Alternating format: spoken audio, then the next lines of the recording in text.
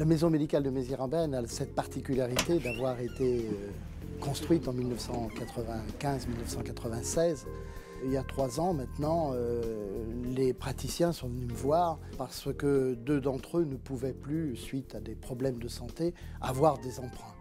Donc, dans l'impossibilité d'agrandir sur leur propre denier, comme ils avaient fait la construction première, ils sont venus me voir à la mairie en me disant « Ben voilà, monsieur le maire, il faut trouver une solution ».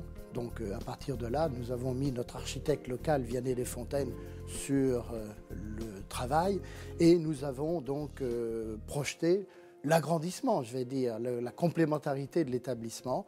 Nous sommes passés de 120 mètres carrés à près de 400 mètres carrés pour installer naturellement confortablement les praticiens qui aujourd'hui, à ce jour, sont une quinzaine à travailler dans cet établissement. Bonjour. J'ai rendez-vous avec le docteur Robert. Oui. D'accord. C'est au fond, à gauche, vous êtes dans la salle d'attente. Je vais aller vous chercher. Actuellement, bon, il y a les 3 médecins, donc 2 infirmiers, 3 kinés.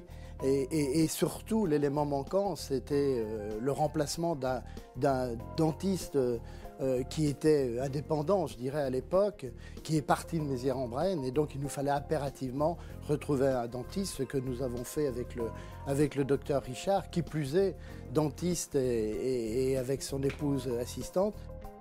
Asseyez-vous. Donc, alors je viens voir parce que j'ai très mal au bras depuis 2 jours.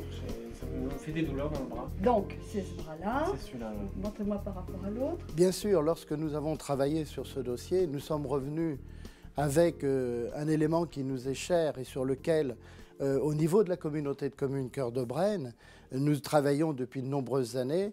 C'est le développement donc des télécommunications numériques. Dans le cas présent de la maison pluridisciplinaire, la mise en place donc de la téléconsultation et la télémédecine.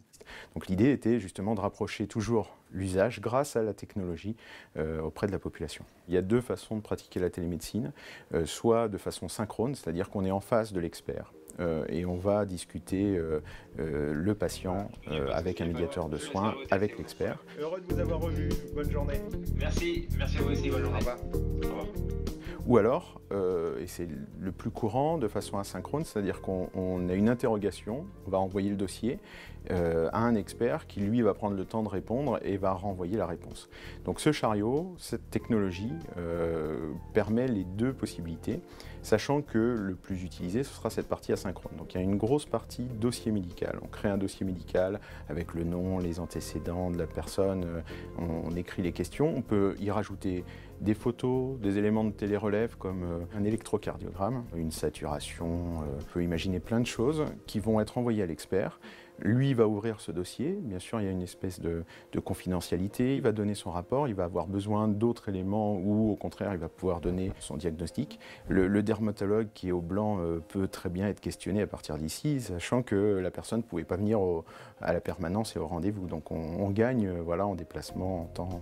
La télémédecine qui va se développer obligatoirement dans les mois et les années très proches va permettre d'avoir des médecins qui sont donc maîtres de stage. C'est-à-dire que les internes viennent en phase finale de leur étude faire des stages. Et j'espère que l'élément télémédecine et les possibilités nouvelles qu'offre la télémédecine va permettre à des jeunes internes de comprendre que le monde rural offre une possibilité de carrière importante et tout en travaillant avec une technicité tout à fait à la pointe.